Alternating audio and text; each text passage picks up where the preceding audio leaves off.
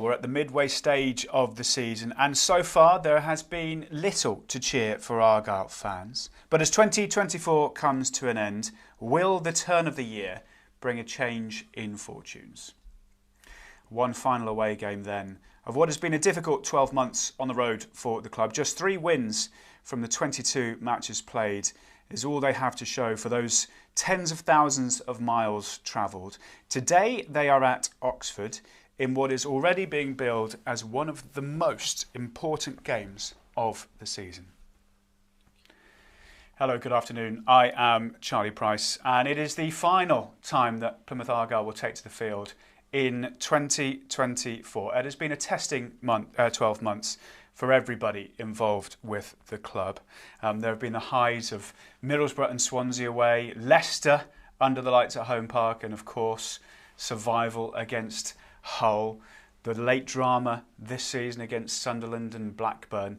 But there have been some really difficult times as well, and that is where we are at the moment, a run of 7 games without a win for Argyle, and yet to win on the road. But the joys of football mean that a win is just around the corner, hopefully, and that could well change the fortunes. And that is certainly what everyone associated with Argyle will be hoping happens today, heading into the brand new year. You can follow all of the action with us here this afternoon on Argyle TV. Match passes, both audio and video, can be purchased online right now. Head to pafc.co.uk for all of the information. Well, guiding us through today, or helping guide us through today, is a former Argyle striker, Ian Stonebridge. End of the year, testing 12 months as we mentioned. We'd want to end it with a high, wouldn't we? Yeah, absolutely. I think, when we come to a game, we're always optimistic that something can happen, and I think maybe this afternoon could be the start of something, bring a slight bit. Can we still use Christmas puns? I don't know, If you want to. Still got the Christmas decorations up, so we can. Let's bring a bit of festive cheer. A late present. Yes. Well, it would be. I think I read somewhere today that since Argyle's last win away from home, which was Rotherham in April last season, you could have travelled to Thailand in the amount of miles that the Argyle fans have had to go through. And again, there's a sold-out away end at the Kassam Stadium today. They are desperate for something to cheer about in what has been a difficult two or 3 months, hasn't it? It has, really hard, and I think that's football, isn't it? And it's so awesome that Argyle have got the level of fans, the level of support that are willing to keep going to those lengths, because that's what gets the players through. It gets them going every away game, and fingers crossed today they can give them something to cheer about after that long trip. Yeah, and just on the game itself as well, I hate to use the cliches, 6-pointer. And it's probably not quite at that sort of level because there is so much time to go, but it is against a side that are within touching distance. A win today could get Argyle level on points with Oxford.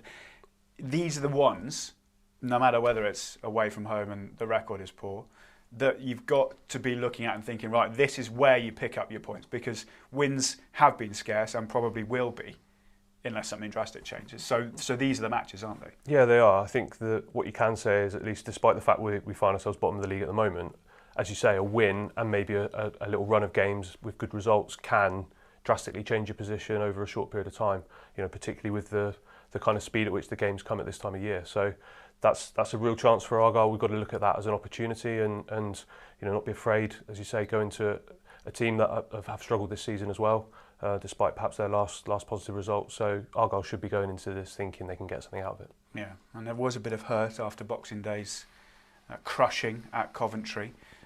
So we've seen in recent games there has been a good performance in there. Middlesbrough and Sheffield United are proof to that. They'll want to harness that more than the thing we saw at the CBS Arena on Boxing Day, won't they? Yeah, definitely. I think the squad looked a bit short. The team was obviously lacking in perhaps experience that's needed at that level, particularly when you lose an early goal. The run that Argyle have been on, I think that's something they absolutely need to avoid today if they're going to kind of preserve that confidence that the players have in each other and in the team. Well, there was a lot of chat about whether some of those players that Ian was talking about, the ones that have been out with injuries over the last couple of weeks might be back in today. There was welcome sights of the likes of Ryan Hardy, Connor Hazard and Morgan Whittaker as part of the arrival party at the Kassam Stadium. But will they be involved? Let's have a look at the Argyle side, chosen to take on Oxford today. And yes, indeed, Morgan Whittaker, Connor Hazard and Ryan Hardy all back in the starting lineup today. Connor Hazard for the first time since August. Whittaker's missed the last 7 matches. Hardy, of course, picked up that injury against Middlesbrough. Matti Soranola is the 4th and final change made by head coach Wayne Rooney for this afternoon's game. There is no space for Ibrahim Sissoko on the bench. His time will come, no doubt. That's how we feel Argyle might line up today in Stonebridge.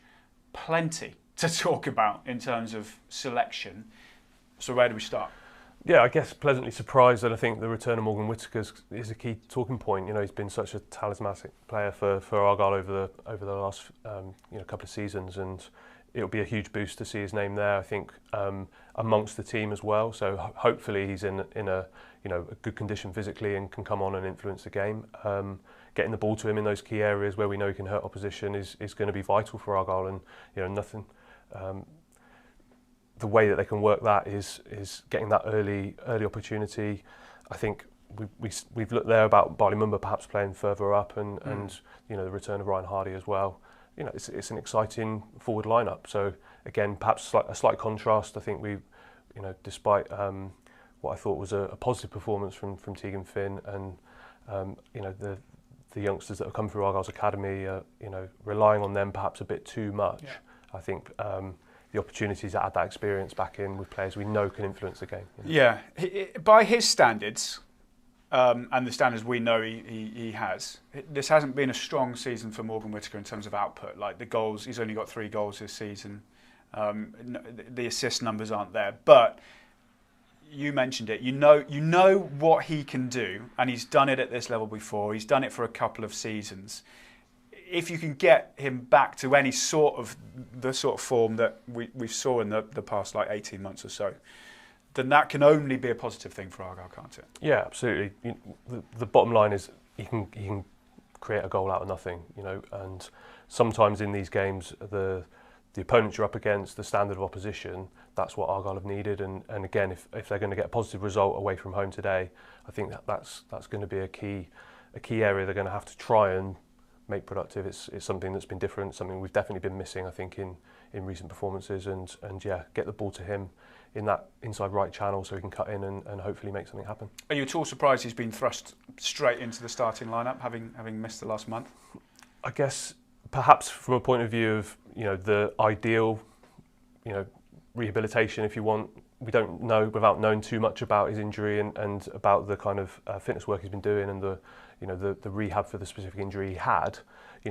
It might be absolutely normal for this to happen, but given the circumstances that Argyle find themselves in, I think it's absolutely understandable that the coaching staff are keen to get him straight back in the team. Yeah, okay.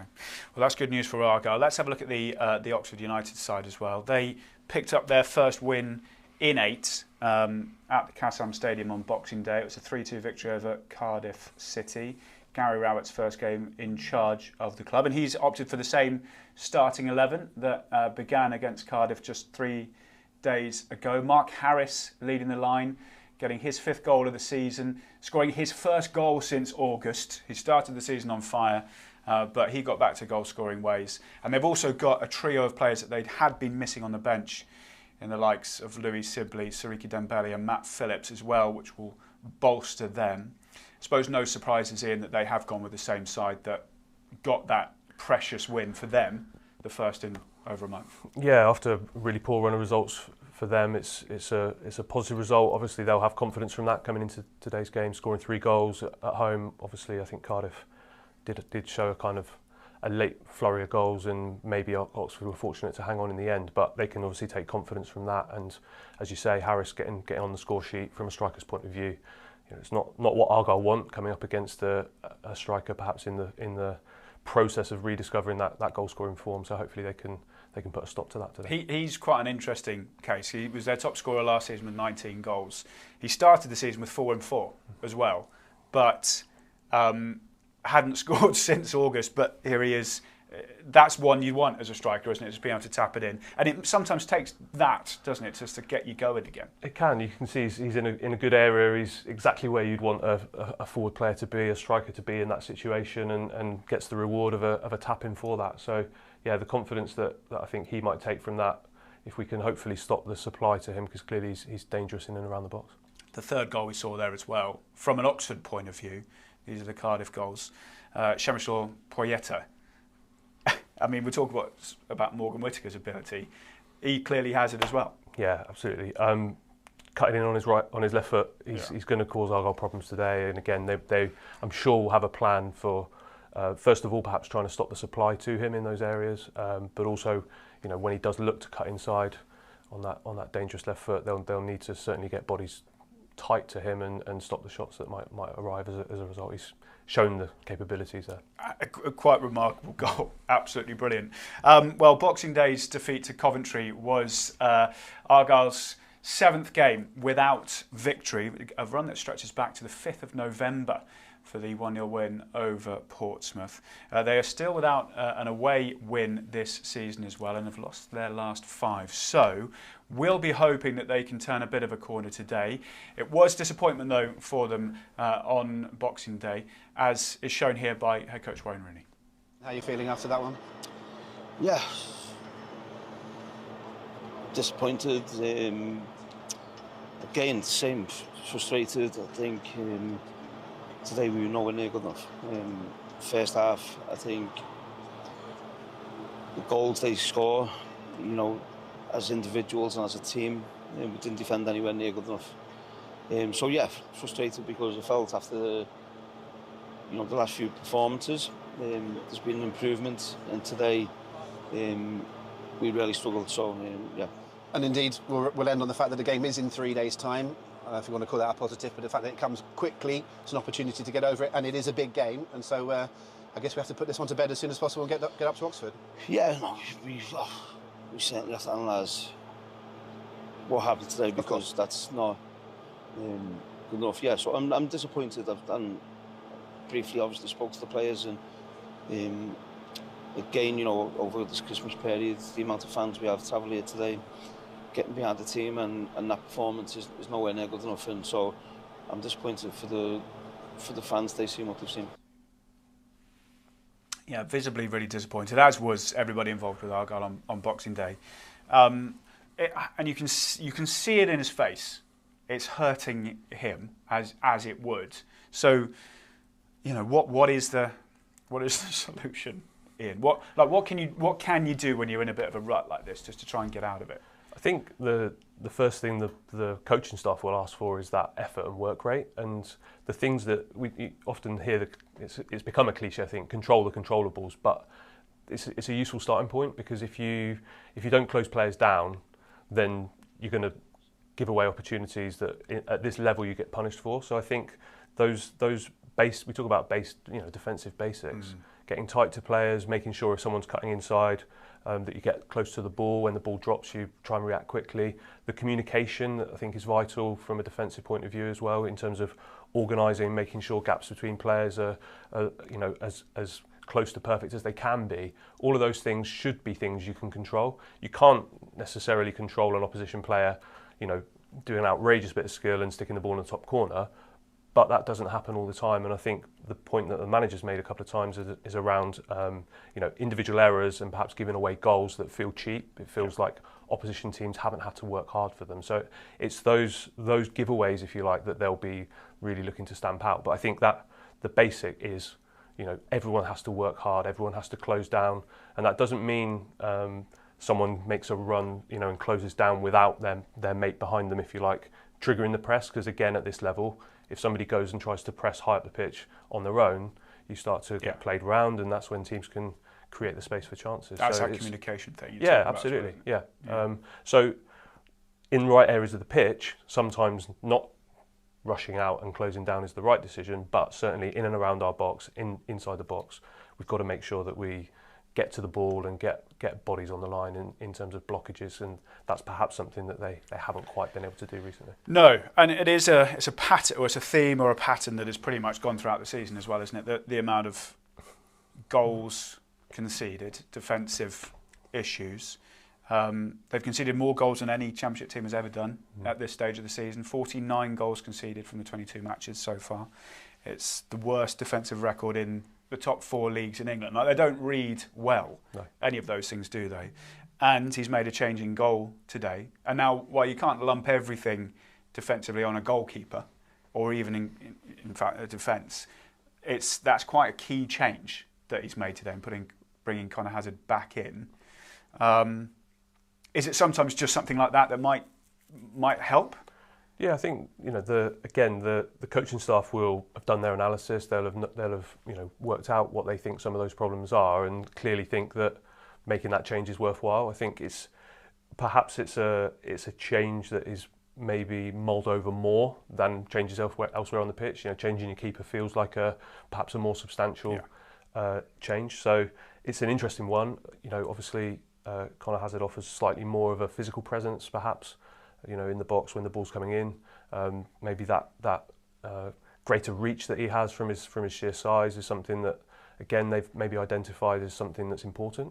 I think Grimshaw's been excellent with the ball at his feet, and they'll no doubt have to make some changes around that. But again, maybe that's another signal of a slight change in approach that we might see through the game today. Yeah, okay. Well, let's head into the other dressing room, into the other dugout. Gary Rowett took charge of his first game in charge of Oxford United on Boxing Day. It ended in victory, which brought a run of 7 matches without a win to an end for them. He'll be hoping for more of the same today, no doubt. First game in charge of Oxford United in 3 points. There's not many better ways to start. No, went pretty well, didn't it, to start with? I think when you come in, when you've worked for probably a couple of days and you're hoping that some of the ideas, I said to the players, listen, it doesn't have to be perfect. Just try your best to execute some of the ideas. I thought some of the football we played was really good, and then a couple of times we get a little bit bogged down, maybe just couldn't quite find those last moments, those last actions to get us into the areas we wanted to. I thought the same off the ball. I thought Cardiff's shape made it a little bit of a challenge to go and put as much pressure on as we'd like to do. So again, we had to try and find that balance. But yeah, the game's sometimes imperfect, isn't it? It's a game of chaos that you want to try and make sure you come out on the right side of. And I thought there were lots of things we did really well, including 3 very good goals. We go again here in just 3 days' time, another big game against Plymouth? Yeah, they're all big games. I think when you're in the position we're in, they're all big games. It's nice to tick that first 3 points off. It's nice to do that at home, but I'm not the sort of person that will rest for very long about that. It's about now taking the good bits out of it, showing the players in the morning, showing the players that things that we can do well, and trying to go again and put a big performance in again. Because none of the games in this division are easy. Everyone's got quality. Every manager's a good manager. There were a lot of eyebrows raised, Ian, when Oxford got rid of Des Buckingham, the guy that brought them into the Championship, and started pretty solidly. Yes, they were in a really bad run of form, but you look at Gary Rowett and he is epitome of a Championship manager, and that is the ideal way in which he would have wanted to start. And he's now got another home game as well to try and get back-to-back wins for the first time for them this season. Yeah, definitely. I think we're wheeling out all the cliches, but that idea of a new manager bounce is obviously something that the Oxford hierarchy have looked at and thought maybe now's the right time for them to make that change. As you say, huge amount of experience in this league, and they'll be hoping that the result of that is more of the same from their last match. From an Argyle point of view, though, that game against Cardiff, we saw that upturn in form, that bounce, if you want to put it, with the 3 goals going into a 3-goal lead. But they have defensive fragilities as well. I think they're the 3rd worst defensive side in the league. 10 fewer goals than Argyle, incidentally. But Cardiff had a bit of a rally. They came back. We've seen them beaten 6-3 at home by Middlesbrough this season. We've seen them beaten 3-1 at home, 4-0. So there is an opportunity for Argyle there on the flip side to what we've all said, where it's like they're vulnerable still despite the fact that they got their first win in a while. Yeah, I think there's that tendency for us in our with our green tinted glasses on that we get too hung up on our own frailties, if you like, at the moment, and our own disappointment, which obviously we do. But like you say, Oxford are also a team that could be vulnerable. So psychologically, two fragile teams going at it, it could be that start is really, really important in terms of who gets that first bit of early pressure or that first opportunity, the first goal, as you know, being decisive in how the game goes. Yeah, and you mentioned it earlier about conceding early. Argyle have done it in the last few away games. They haven't actually been in front in an away game all season, so that would be of some relief if they're able to do that. Yeah, I think the real kicker on Boxing Day felt like, you know, you set up. We knew we had a kind of a, if you want to call it, a makeshift team after the injury problems that had come out of the last game before that, and if we could have got through to half time, or at least created a few chances and maybe shown something in the game, that would have been something to cling on to. But it's a real kicker to go behind so early. Again, psychologically, that fragility, the fact that it's all happening again, it's really hard, I think, for the players, as much as you try, you know, to get over that. It's always there in your mind, whether it's a conscious thing or not. So that becomes a really difficult mountain to climb when you feel, right, this is happening again, it's happening again. So yeah, I think the start today is key, and you know, yeah, absolutely, Oxford is an opportunity for another team that have struggled, and if we can kind of land the first blow, that would be excellent today. It absolutely would. Well, that is pretty much us done for the pre-match show here on Matchday Live. Matchday commentary and the game itself is coming up in just a moment. If you haven't got your match passes, then go and get them from our website, pafc.co.uk. Audio streaming will cost you £2.50. Video for overseas viewers will be £10. All of the details can be found at pafc.co.uk. Right, the final game of 2024 is on its way. Our commentary team at the Catam Stadium is Ryan Brunt and Harry Salvage. And Argyle against Oxford is up next.